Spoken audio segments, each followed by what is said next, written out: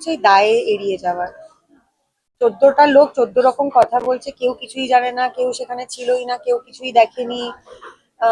একজন অভিনেতা কখনোই তার ডিরেক্টর তাকে না বললে সেটা পাগল নয় যে সে নিজের থেকে হেঁটে সমুদ্রের মধ্যে চলে যায়। ইন্ডাস্ট্রির যদি মনে করতো যে লস, তাহলে তো ইন্ডাস্ট্রির ওকে আরো অনেক বেশি কাজ অফার করা উচিত ছিল। ইন্ডাস্ট্রির লস আমি জানি না, কারণ এই রাহুলই কিন্তু এই সিরিয়ালটা করার আগে কিন্তু কোনো কাজ ছিল না ওর কাছে। তো ইন্ডাস্ট্রির যদি মনে করতো যে লস, তাহলে তো ইন্ডাস্ট্রির ওকে আরো অনেক বেশি কাজ অফার করা উচিত ছিল। কেউ যখন চলে যায় তখনই সবার হঠাৎ বিবেক দংশন হওয়া শুরু হয় যে খুবই লস। লস হলে তো তাকে অনেক বেশি আমাদের কাজের জায়গায় দেখা উচিত ছিল, সেটা তো হচ্ছিল না। আর নিয়মগুলো আসল জায়গায় হওয়াটা অনেক বেশি জরুরি, রাদার দ্যান ফালতু নিয়ম।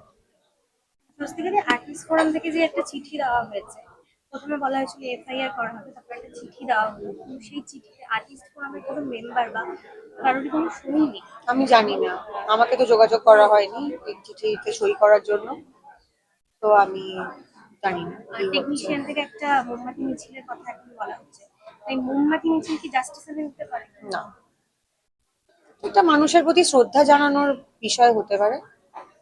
জাস্টিস তো কিসে আসবে আর কিসে আসবে না সেটা তো আমাদের আর এটা নিয়ে আলোচনা না করলেই ভালো।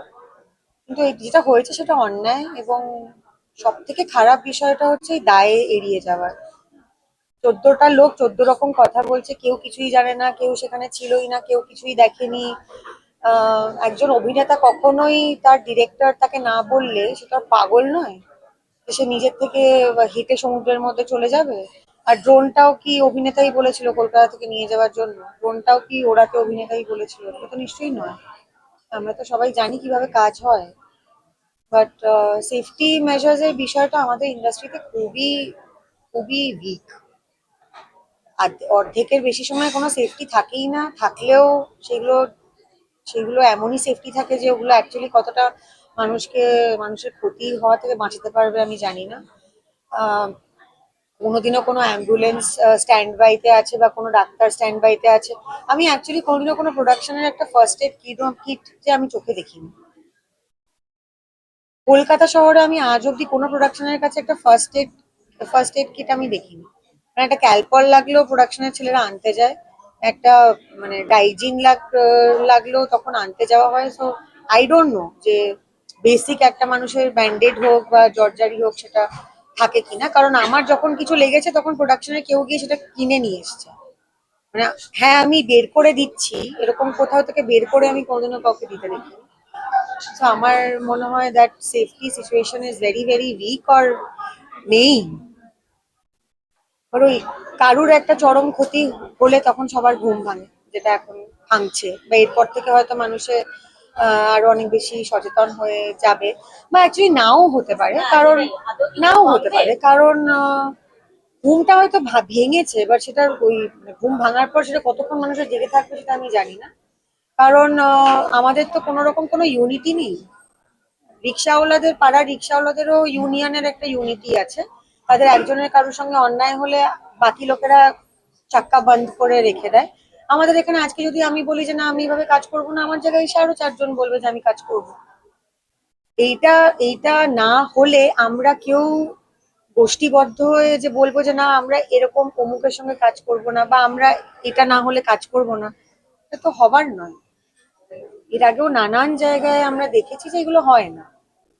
মানে কোনো একজন প্রডিউসার সে বারংবার টেকনিশিয়ানদের টাকা মারছে, সে আর্টিস্টদের টাকা মারছে, এই এত কাণ্ড লেখালেখি হলো, তারপরেই দেখলাম যে প্রথম সারি 2 জন গিয়ে তার সাথে কাজ করলো।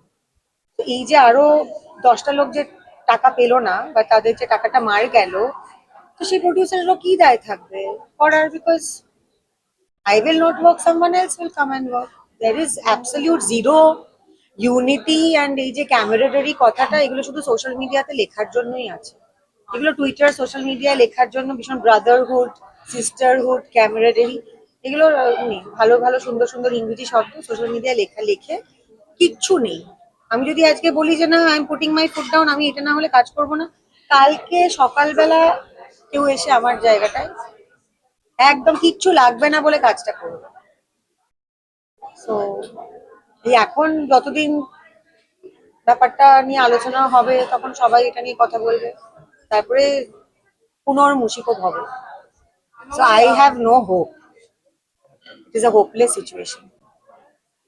যেটা দেখছি যে দায় এড়ানো থেকে শুরু করে দোষটাও যেন কোথাও কিছু রাহুলদার উপরেই দিয়ে দেওয়া হচ্ছে যে তার জন্যই এই ঘটনা ঘটেছে এবং সে তার ঠিক স্থিতিতে ছিল না, সেই জন্য এই ঘটনা ঘটেছে। হ্যাঁ, কিন্তু সেটাও তো লোকে জানে না।